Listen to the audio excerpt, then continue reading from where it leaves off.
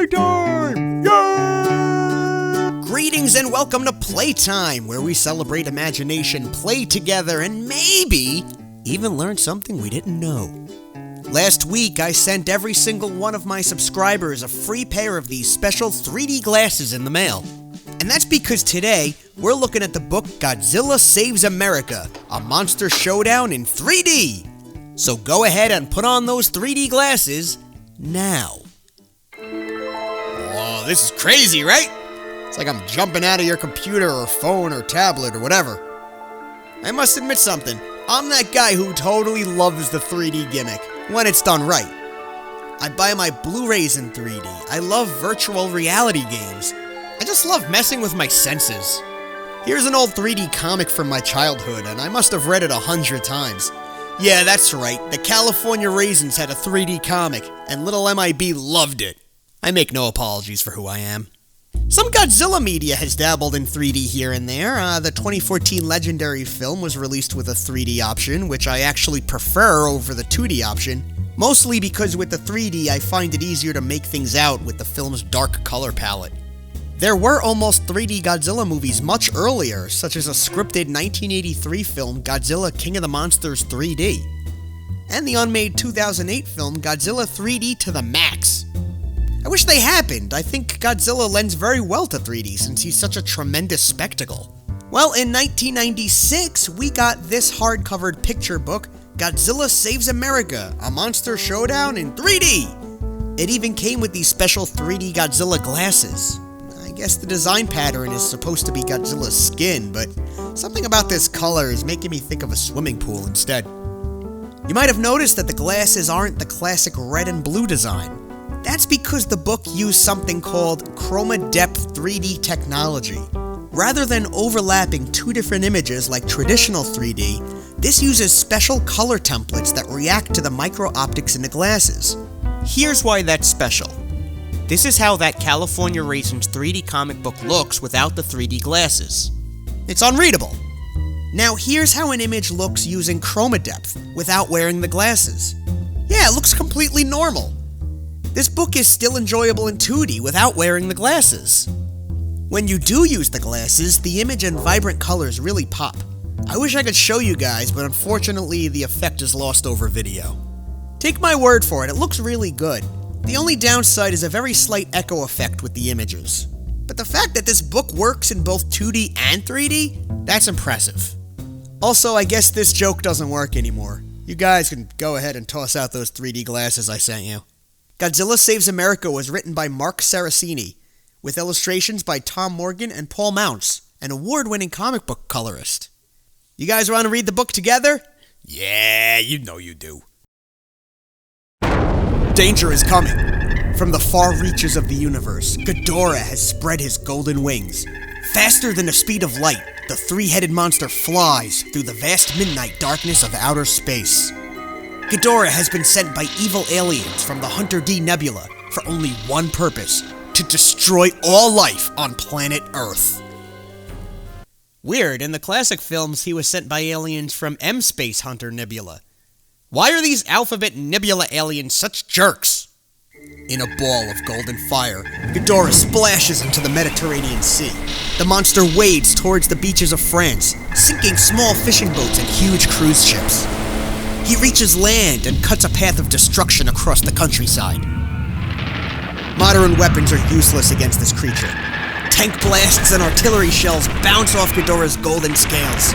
Soon, Paris itself is in ruins. The world is stunned as Ghidorah destroys all of Europe. Holy shit, that escalated!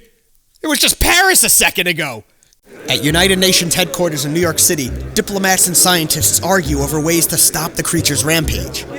How can the people of Earth fight this powerful space monster? The Japanese ambassador rises and speaks. Ghidorah attacked Japan many years ago, he tells the assembly. The monster caused great destruction. Our weapons could do nothing to stop it. Only one force on Earth was able to defeat Ghidorah. Who raises their hand like this? It looks like he's palming an invisible basketball. Meanwhile, on a remote island in the Pacific Ocean, Mothra takes to the sky. As she circles above the clouds, Mothra sends out a special call. Below her, the ocean starts to churn and bubble. A jagged bolt of lightning flashes beneath the waves. Something is emerging from the ocean's depths. Godzilla! With a mighty roar, the radioactive mutant dinosaur answers Mothra's telepathic plea. Both creatures head toward the faraway coast of the United States. When Godzilla enters San Francisco Bay, people flee in fear. The giant dinosaur passes under the Golden Gate Bridge and lumbers through the center of the city. Mothra chirps loudly, urging Godzilla to keep moving. Godzilla marches across the dry Nevada desert. He wades through the Great Salt Lake of Utah, then climbs the snowy peaks of the Rocky Mountains. High above, Mothra leads the way. At Mount Rushmore, Godzilla's thunderous footsteps awaken the monster Rodan in her nest high atop the monument. Enraged, Rodan flaps her mighty wings and screeches a warning to Godzilla. "Stay away from my nest!" I guess that voice doesn't work when the Rodan is a female.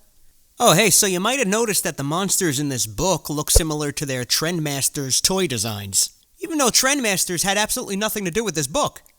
In Washington, D.C., the president calls an emergency meeting of his advisors. From the Pentagon Battle Center, they watch Godzilla tramping across America. "We don't know why Godzilla is here, but the creature is actually doing little damage," a general tells the president. "It's Ghidorah that's the real threat, and now he's crossing the Atlantic Ocean and headed for America." "What shall we do?" asks the president. "Send in the Navy," declares an admiral. "Our ships will stop Ghidorah." Wow, he actually looks like Bill Clinton.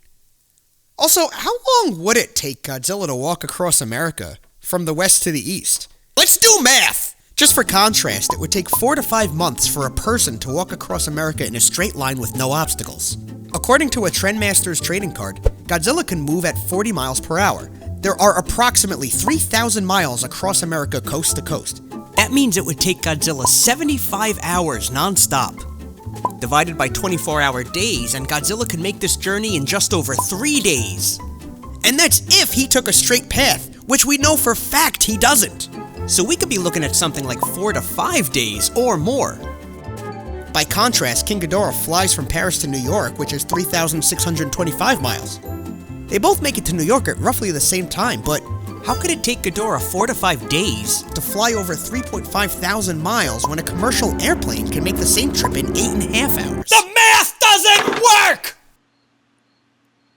U.S. Navy warships race to the middle of the Atlantic Ocean. Ghidorah flies into their line of fire. A terrible battle erupts. The destroyers launch Tomahawk cruise missiles, but they cannot penetrate Ghidorah's tough golden scales. F-14 Tomcat jet fighters take off from an aircraft carrier. But even their air-to-air missiles are no match for this monster from space. Ghidorah's thrashing wings smash the fleet of ships. His deadly electric bolts fry the jet fighters. Meanwhile, Godzilla pushes onward. Cities are evacuated as he draws near. His echoing roar can be heard miles away. At Niagara Falls, the giant dinosaur pauses to refresh himself. People watch, amazed at his immense size. The rumbling tons of water are like a gentle shower to the mighty Godzilla. This couple right here looks a lot like Peter Parker and Mary Jane Watson, right? He's even taken a picture. I wonder if that's on purpose. This dude here looks like Howard Stern. By now, Ghidorah has arrived on America's shores. The space monster's massive wings demolish factories and buildings. Ships in New York City's harbor are tossed around like toys in a bathtub. Thousands watch as Ghidorah nearly topples the Statue of Liberty. Tanks line the shore to defend the island of Manhattan. But something else is waiting for Ghidorah. You guys remember in my review for the Micro Battle playset when I accidentally called the Statue of Liberty the Empire State Building? Because a buttload of you were sure to point it out in the comments. It's Godzilla! The giant dinosaur bellows his challenge to the space monster. Ghidorah showers Godzilla with terrible bolts of energy.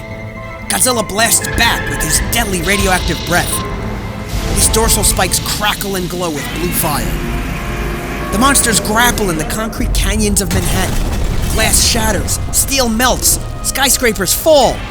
Then Ghidorah traps Godzilla and chokes him with his 3 long necks. Godzilla is helpless. And we got Black Widow and Reed Richards. Is this an unofficial Marvel crossover? But now Mothra is on the attack. She fires her ultrasonic wave beam at the space monster. Stunned, Ghidorah releases Godzilla. Free of the creature's choking grip, an angry Godzilla turns to fight. Using his long tail, Godzilla batters Ghidorah as Mothra's giant wings push a skyscraper down on the space monster. Did Mothra just knock one of the twin towers on Ghidorah? Alright, it doesn't specify which skyscraper she knocks down, but it kind of looks like the twin towers design from the previous pages. Mothra did 9/11 confirmed. Ghidorah knows he is outmatched and defeated. The three-headed monster spreads his wings and takes to the air. The people of Earth cheer as Ghidorah flees back into space. Godzilla and Mothra have saved America. Hey, what? Godzilla and Mothra? Talk about a false title. Mothra's lawyer should call Random House. The battle is won, and Mothra heads back to her island home somewhere in the Pacific Ocean. Godzilla wades into New York Harbor and returns to the sea. As America begins to repair the massive damage, the nation wonders, will Godzilla and Mothra ever return? I actually think this book is really good. It's written very well, it's very descriptive, good 90s style comic book art, and again, the 3D technology is really impressive. As of this video, this book isn't too rare or expensive. It's on Amazon for about $20, and I've seen it even cheaper on eBay. So thanks for playing with me today, and if you haven't heard, our channel is now on Patreon. If you want to help support the channel financially so all of us can continue to enjoy it, please consider becoming a patron. And I want to give a special thanks to my first round of patrons ever! These guys got in on the ground floor, so I'm gonna bump their rewards up one tier for free. Special shout out to these great patrons, including Joey Crouch and Irving E. Jimenez Belito. Thank you so much for the support, and I hope I pronounced your names right. You can also support the channel in a big way by simply subscribing and hitting the notification bell. Let's chat in the comments. What do you think of Godzilla Saves America? Did you own this book at one point? Let's keep the conversation going.